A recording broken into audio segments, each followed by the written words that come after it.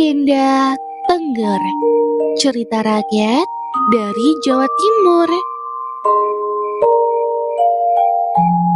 Ratusan tahun yang lalu, pada masa pemerintahan Raja terakhir Majapahit, Brawijaya, keadaan begitu tidak menentu karena berkembangnya agama baru, yaitu agama Islam.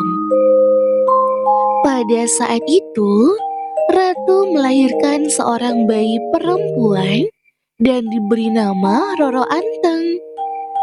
Kemudian sang putri menikah dengan Joko Seger, seseorang dari kasta Brahma. Karena pengaruh agama baru begitu kuat, sehingga menimbulkan kekacauan. Raja dan pengikutnya terpaksa mundur ke wilayah timur. Sebagian sampai di Bali dan sebagian sampai di Gunung Berapi. Pasangan suami istri baru Roro Anteng dan Joko Seger juga bergabung bersama kelompok yang pergi ke Gunung Berapi. Kemudian mereka menguasai daerah Gunung Berapi dan menamakannya sebagai Tengger. Kata Tengger berasal dari Roro Anteng dan Joko Seger. Kemudian ia menamai dirinya dengan nama Purbawasesa Mangkurat ing Tengger, yang berarti penguasa Tengger yang saleh. Bertahun-tahun, seiring dengan berkembangnya wilayah yang makmur, raja dan ratu merasa tidak bahagia karena mereka tidak memiliki anak untuk menggantikan tahta mereka. Dalam keputusasaan, mereka memutuskan untuk mendaki puncak Gunung Berapi untuk berdoa dan memohon di hadapan para dewa. Dalam keadaan meditasi, pasangan itu mendengar suara gemuruh dan kawah panas terangkat secara ajaib, disertai dengan petir emas. Doa mereka didengar oleh para dewa dan akan memberi mereka anak-anak. Tetapi mereka harus mengorbankan anak terakhir mereka sebagai imbalan. Itu adalah masa depan yang menjanjikan yang tidak dapat disangkal. Tidak lama kemudian, lahirlah bayi laki-laki pertama dan Roro Anteng menamainya Tumenggung Klewung.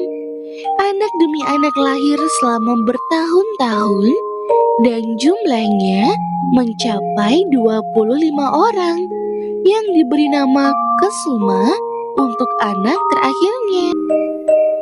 Roro Anteng dan Joko Seger sangat bahagia karena cinta dan kasih sayang diberikan kepada anak-anak mereka. Kebahagiaan bertahan selama bertahun-tahun, tetapi perasaan khawatir dan sedih selalu menghantui mereka karena janji mereka akan minta suatu hari. Mereka menyadari bahwa mereka tidak bisa lari dari kenyataan. Hari itu pun tiba. Para dewa mengingatkan mereka tentang janji mereka yang tidak bisa dihindari. Karena mereka merasakan betapa kejamnya pengorbanan anak kesayangan dari mereka, dan mereka memutuskan untuk mengingkari janji mereka dengan tidak mempersembahkan kepada para dewa.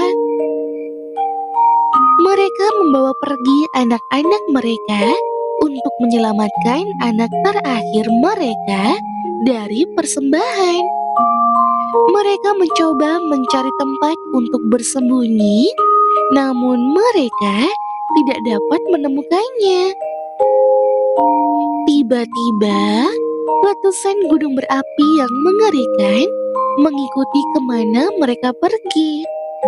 Dan secara ajaib, Kesuma, anak terakhir tercinta, ditelan ke dalam kawah. Pada saat yang sama, ketika Kesuma menghilang dari pandangan mereka, suara gemuruh berkurang dan keheningan yang aneh untuk beberapa saat. Tetapi sebuah suara tiba-tiba bergema. Hai saudara-saudaraku tercinta, aku dikorbankan untuk kembali ke Dewa Hyang Widiwasa untuk menyelamatkan kalian semuanya. Dan apa yang saya harapkan dalam damai dan hidup sejahtera, jangan lupa untuk mengatur gotong royong di antara kalian dan menyembah para dewa terus-menerus untuk mengatur upacara persembahan setiap tahun pada tanggal 14 Kasada atau bulan ke-12 kalender Tengger pada bulan purnama demi Tuhanmu, Hyang Widiwasa.